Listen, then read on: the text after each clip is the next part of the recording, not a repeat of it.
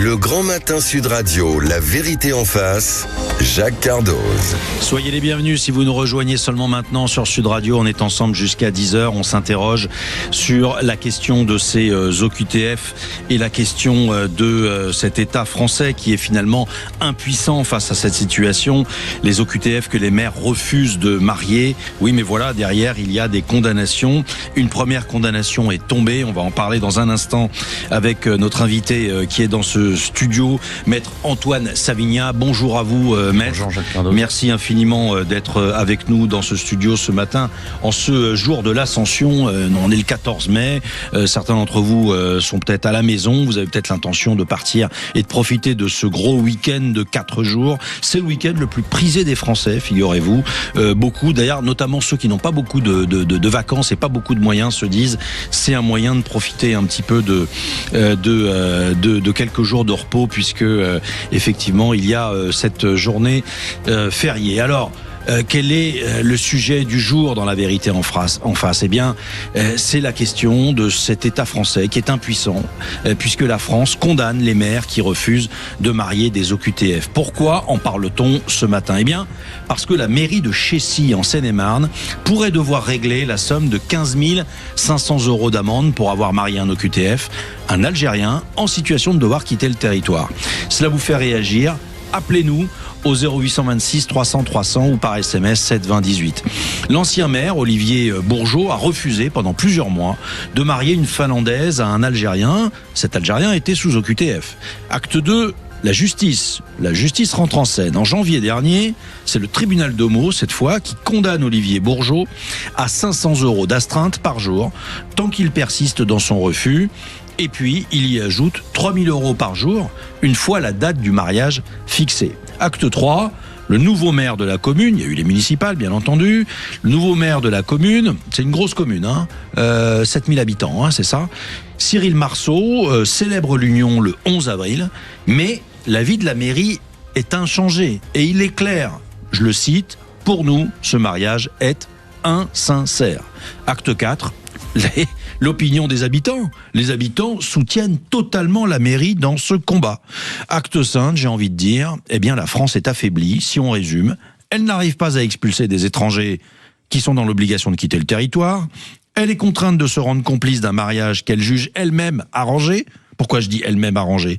Eh bien parce que je sache, la parole du maire est une parole officielle. Donc l'État, d'une certaine façon, se contredit. Et il en ressort cet État avec le déshonneur. Voilà que la France perd finalement sur tous les plans. Alors vous avez la parole, cette affaire vous fait réagir sur Sud Radio, vous nous appelez 0826 300 300. Antoine Savigna, bonjour. Bonjour. Voilà, vous êtes avec nous, vous êtes l'avocat de la mairie de Chécy, et il se trouve que vous êtes également l'avocat de Robert Ménard, donc vous connaissez bien les deux dossiers. Est-ce que d'ailleurs, on est dans la même situation? Est-ce qu'on peut vraiment les comparer, ou bien, est-ce qu'il y a des différences entre ces deux dossiers? On n'est pas dans la même situation. Enfin, factuellement, les faits à l'origine de cette situation sont les mêmes. Un refus de marier une personne qui s'est avérée être sous OQTF.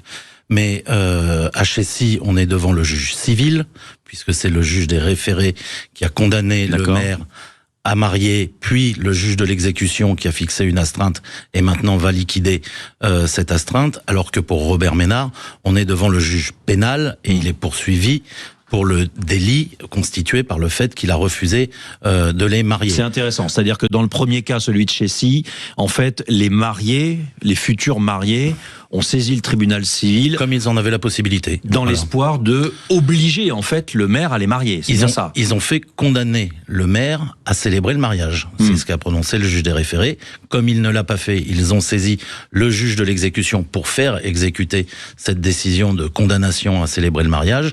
Et c'est pour ça qu'une astreinte a été fixée. Dans le cas de Robert Ménard, c'est différent. On est devant le juge pénal, et ces procédures-là n'avaient pas été faites dans le dossier de Robert Ménard, et il appartiendra au juge pénal de dire si, oui ou non, il y a délit de la part de Robert Ménard. Et ce qui signifie que le quantum des peines n'est pas du tout le même, et le quantum des amendes non plus n'est pas le même. Ça n'a rien à voir. Là, on est à Chécy sur une liquidation, encore une fois, d'astreinte civile. Dans le cas de Robert Ménard, c'est 75 000 € d'amende et 5 ans de prison. Alors, dans le cas de Chécy, parlons d'abord de Chécy. Donc, qu'est-ce qui se passe? La mairie va payer?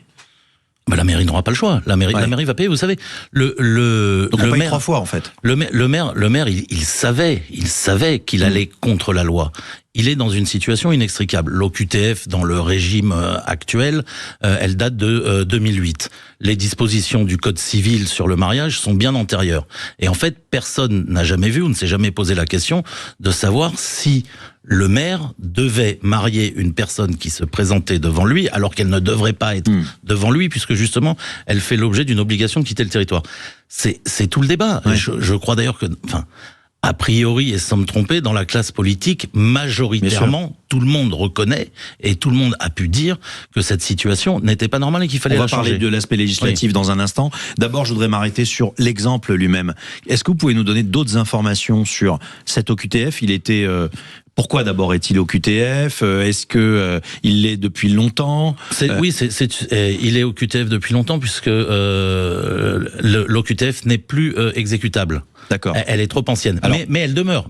Parce que il faut quand même savoir que l'OQTF, c'est l'obligation de quitter le territoire. Ça doit être fait spontanément par la personne.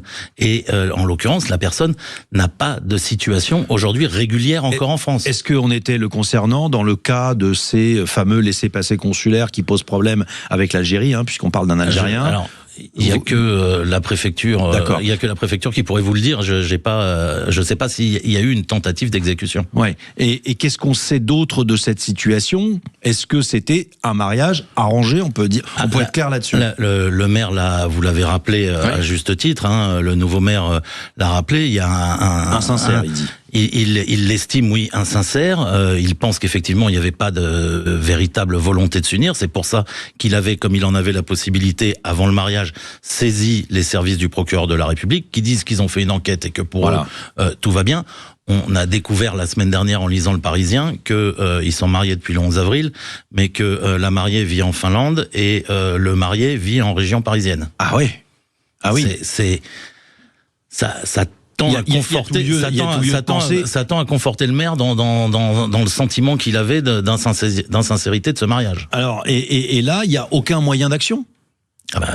Les services du procureur de la République peuvent, eux, se saisir. Mais le maire ne peut plus rien faire. Parce que lui a marié pour mettre fin à l'hémorragie. Il ne voulait pas que ça coûte une fortune à la commune. Il y avait l'enjeu de la dépense. Oui. Mais est-ce que cette affaire, pour autant, est terminée ?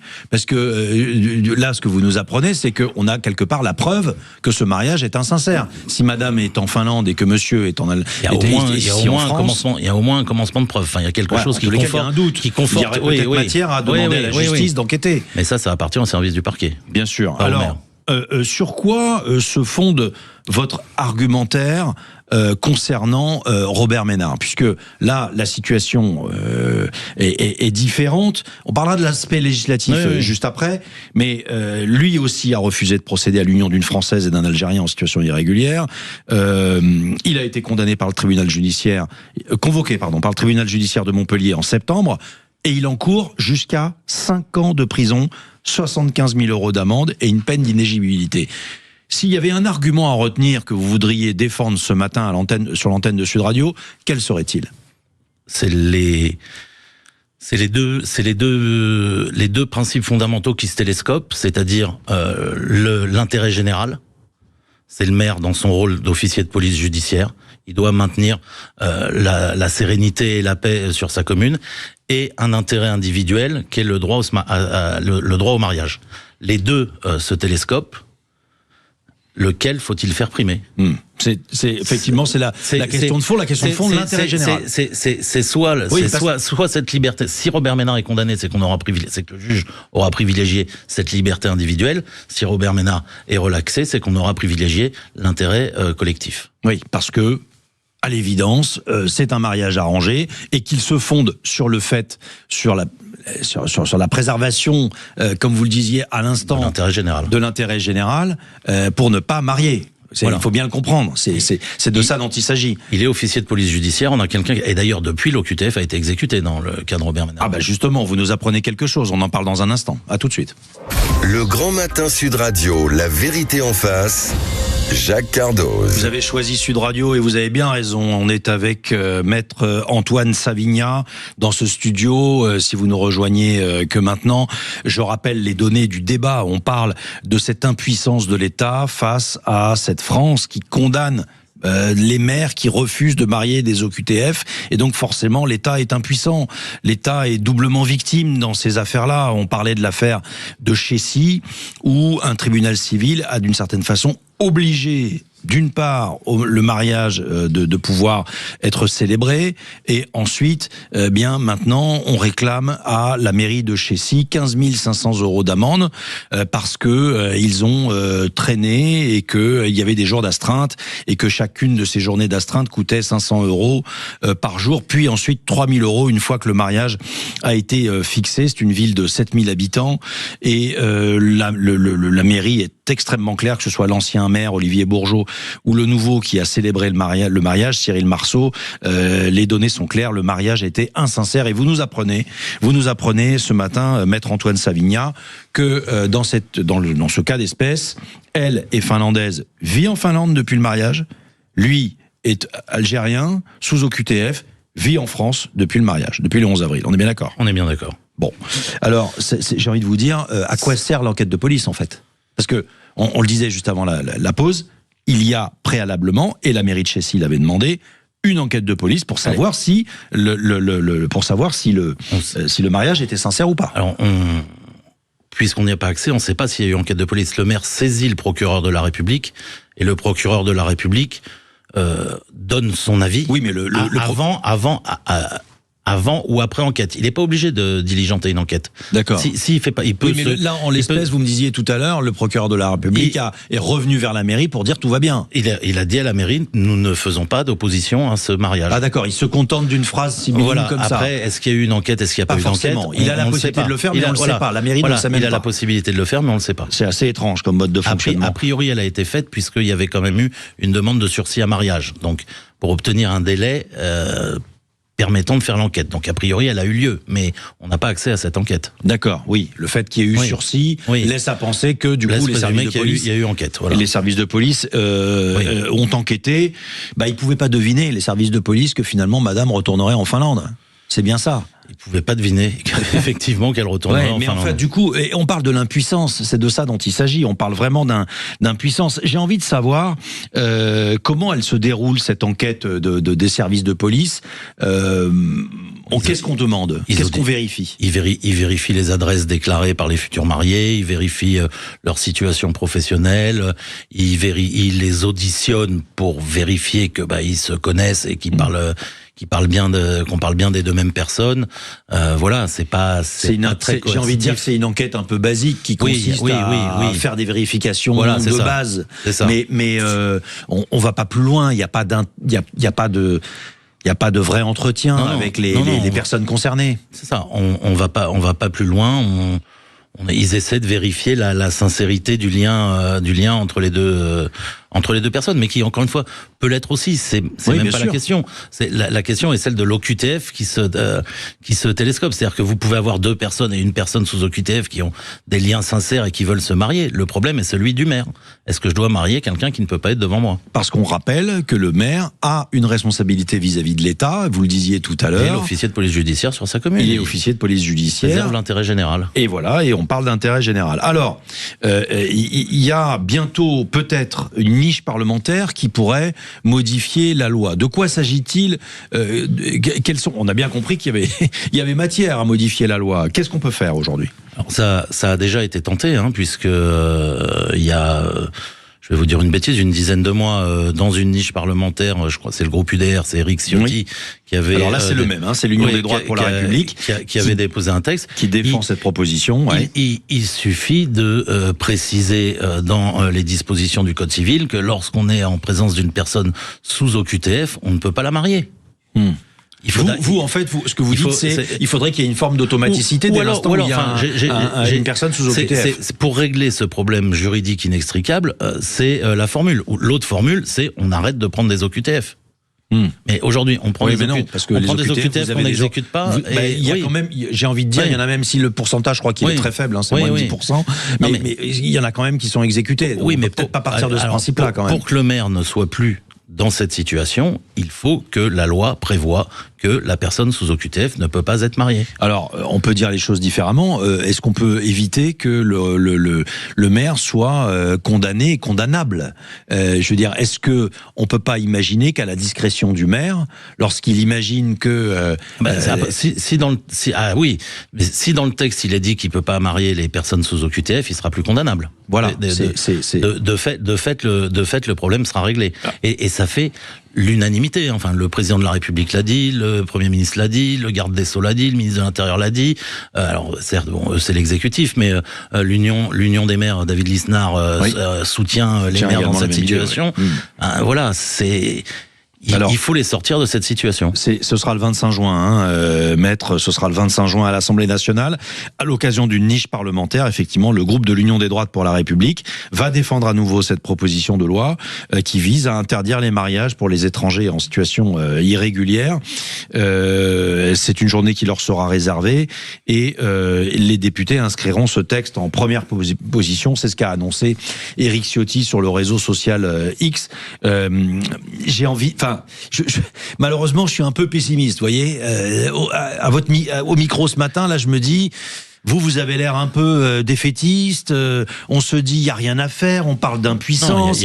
C'est quand même incroyable, quand même. Non, il y a pas rien à faire. Si toute la classe politique est d'accord, alors pourquoi on n'y arrive pas ? Il y a pas rien à faire. Il faut effectivement légiférer. La dernière fois, je crois que c'est pas passé parce que c'était d'obscurs calculs politiciens, mais ça peut passer et je connais un peu le travail législatif. À partir du moment où ça passe, ça ne pourra pas être sanctionné, à mon sens, par le Conseil constitutionnel, contrairement à ce que disent certains. Maître, il y a un autre sujet qui est très intéressant dans cette affaire-là, c'est que vous me le disiez tout à l'heure, il n'est pas impossible que des maires, sans le savoir, marient des personnes sans savoir qu'elles sont sous OQTF. Il n'est pas impossible. Il est certain que des maires marient des personnes sous OQTF, puisque le maire n'a rien pour savoir si la personne lui déclare qu'elle est sous OQTF. Forcément, il le sait, mais il n'a aucune information et il n'a aucun moyen de rechercher et de savoir si la personne est sous OQTF. Donc il y a des mariages tous les jours, c'est sûr. Donc un OQTF qui sait qu'il ne risque rien compte tenu de l'état de la législation aujourd'hui en France, il se dit j'ai pas à le faire savoir. Bien sûr, il suffit de pas le dire. Ouais. Il suffit de pas le dire pour être marié. C'est juste évident puisque encore une fois, le maire n'a aucun moyen d'aller chercher cette information.